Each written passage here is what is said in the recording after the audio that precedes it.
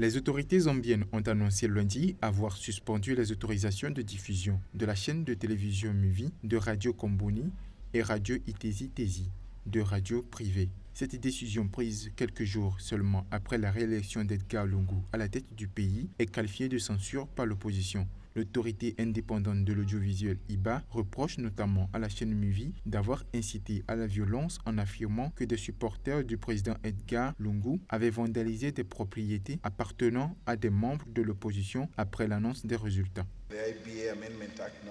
La loi amendée de l'IBA de 2010, selon laquelle le comité pourrait annuler la licence si cela est nécessaire dans l'intérêt de la sécurité publique, la paix, la prospérité et l'ordre public.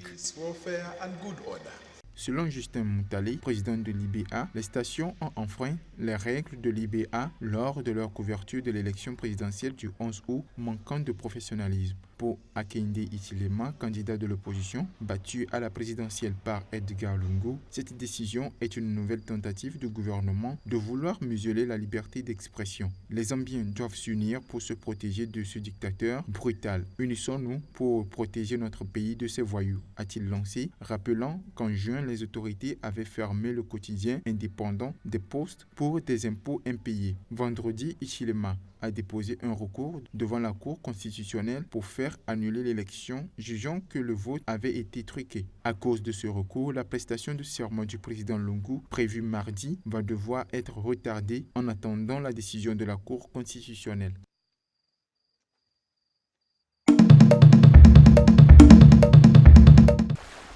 Deux jours après le meurtre dimanche de deux jeunes gens, l'inquiétude règne ici sur l'île de Sainte-Marie, au nord-est de Madagascar. Les populations ont toujours du mal à vivre après la découverte sur la plage des corps sans vie des deux jeunes dimanche dernier. Une première sur cette île.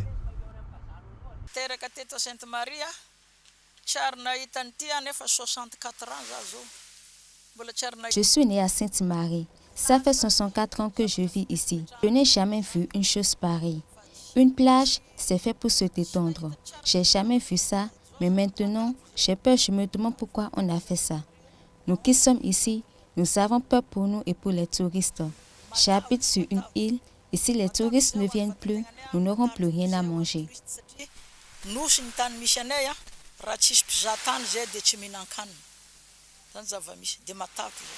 Les deux Français, un homme et une femme âgés d'une vingtaine d'années, travaillaient comme bénévoles pour l'association malgache Setamada qui œuvre pour la protection de l'environnement et des mammifères marins. Des éco-bénévoles français viennent chaque année à Madagascar pour travailler en tant que guides touristiques ou scientifiques. Ils animent notamment des sorties en mer et les observations de baleines. Après cet incident, difficile de se donner à cœur joie au travail. De toute façon, eux, ils sont un petit peu choqués, évidemment, parce que 48 heures après, sans avoir d'informations encore, ils sont encore sous le choc. Mais ils sont assez solides. Bon, certains, évidemment, sont moins solides, donc ils sont soutenus par leurs camarades. Mais le fait d'être ensemble arrive à les faire supporter la douleur qu'ils ressentent et que nous ressentons tous. Les deux jeunes tués avaient passé la soirée dans une boîte de nuit et ont été retrouvés juste à 150 mètres de la boîte, sur la plage, portant des traces de blessures à la tête. Selon le commandant de la section de recherche criminelle, 4 personnes se trouvant dans la boîte de nuit où les Français ont passé la soirée ont été interpellées et sont toujours en garde à vue, mais le mobile du crime n'est jusque-là pas encore connu. Selon le maire de Sainte-Marie, c'est la première fois que des ressortissants français sont retrouvés morts sur cette île dans ces circonstances.